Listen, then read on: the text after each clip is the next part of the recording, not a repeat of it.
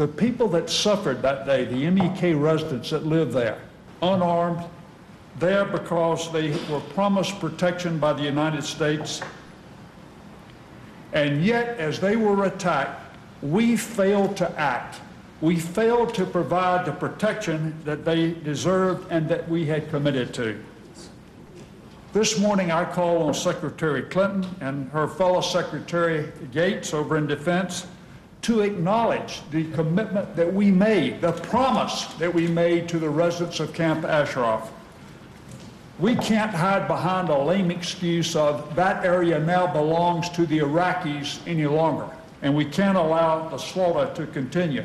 Because if we do this, you know, we may be a great nation, but in the eyes of the rest of the world, we're certainly not a great nation if we do not honor the commitment and the promises that we made. As a former leader of our armed forces, I can tell you I am not only embarrassed, I am frustrated by what has been allowed to happen, and that it has been allowed to happen without consequences. Undeniable, unexplainable as to how we could allow that to take place. U.S. soldiers and Marines, and especially our great allies, the UK troops that died on Iraqi soil, did so in order to provide Iraq with the opportunity for democracy and for the rule of law. They did not die or suffer these devastating injuries in order to allow Maliki's forces to massacre and kill fellow Iraqis or to kill Iranian civilians living on Iraqi soil.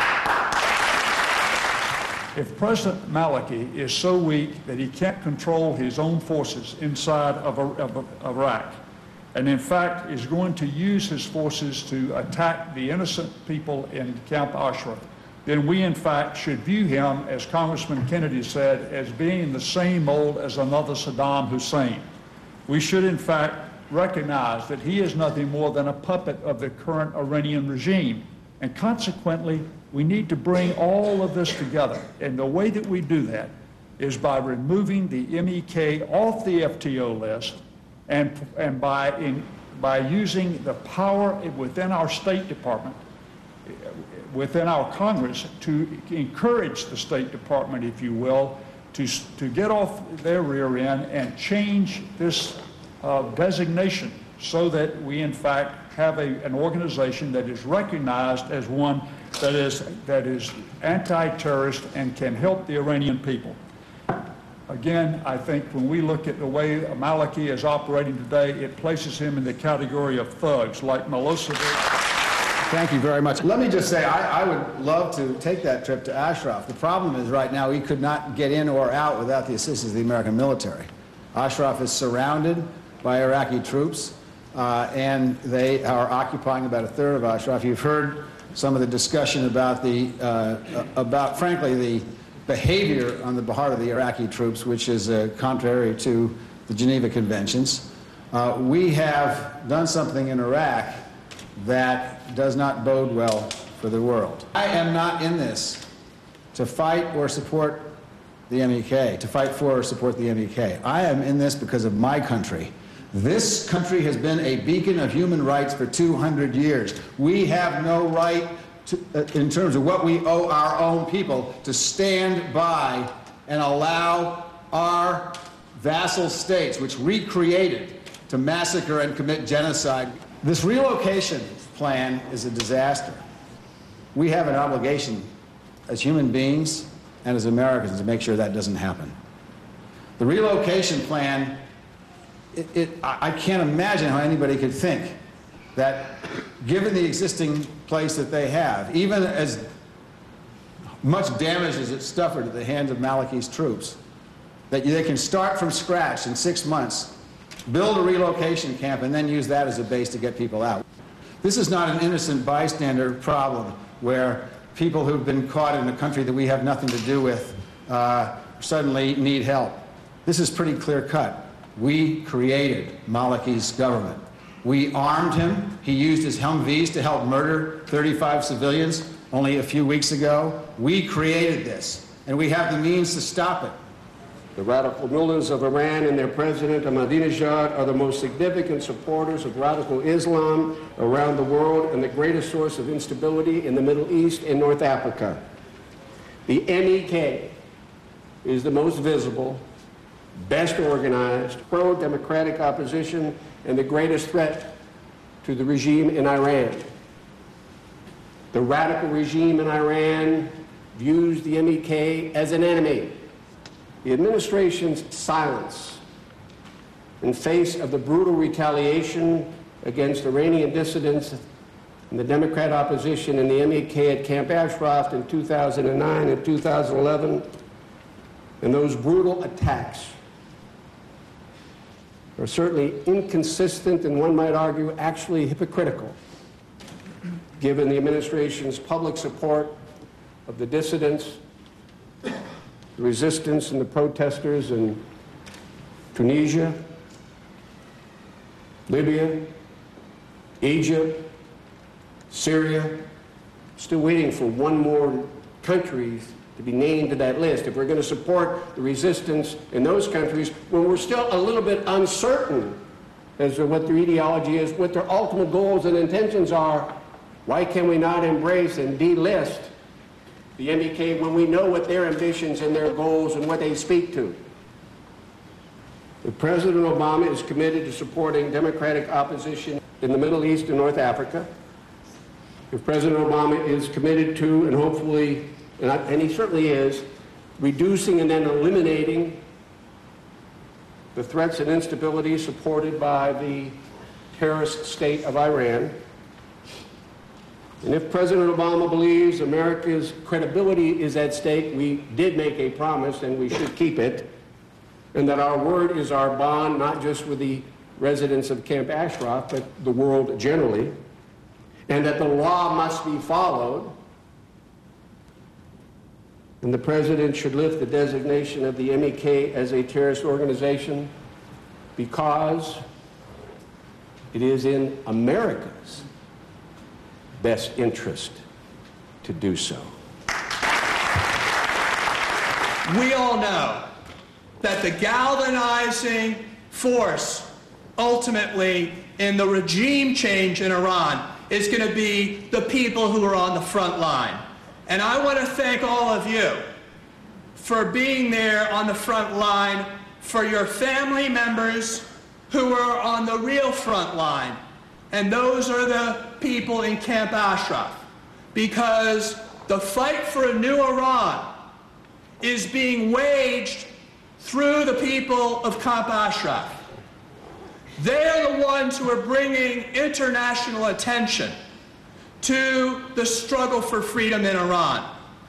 So we must never forget the people of Camp Ashraf. Promised protection by the United States through international law, that we not break that promise with them. And let me say to you, when the Iraqi government thinks that they can attack Camp Ashraf with impunity, this is an awful time, and this is a dangerous time. It's awful because we have 35 dead and over 350 wounded, and it could have been avoided. Terrorist list has brought the United States and the Iran government onto the same team. It is confusing to ourselves, to the world, and to our friends how Iran and the United States can be on the same side. This terror listing must be stopped. Secretary of State Clinton can take the MEK off the list immediately and stop all of Iraq's justification to attack Camp Ashraf.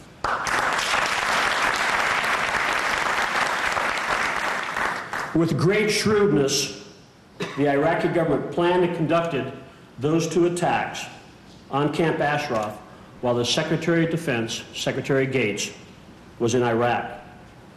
How embarrassing it must have been for Secretary Gates. But most unfortunately, the United States is still stopping the MEK from aiding the world because we have them on the foreign terrorist list. We are, in fact, supporting Iran by leaving them on the list, and how confusing is that foreign policy? Camp Ashraf has been attacked twice as they had no weapons. None were employed by the MEK. They just locked their arms. 10 killed the first time, 35 killed the second time. Clearly, this shows no intent and no capability to conduct terrorist activities.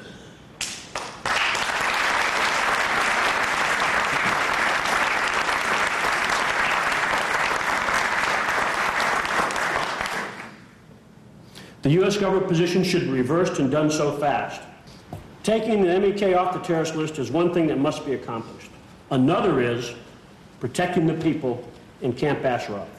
In accordance with the Geneva Convention, and the residents of Camp Ashraf are actually designated as protected people.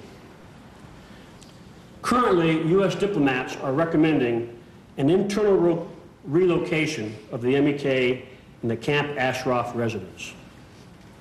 This is totally unacceptable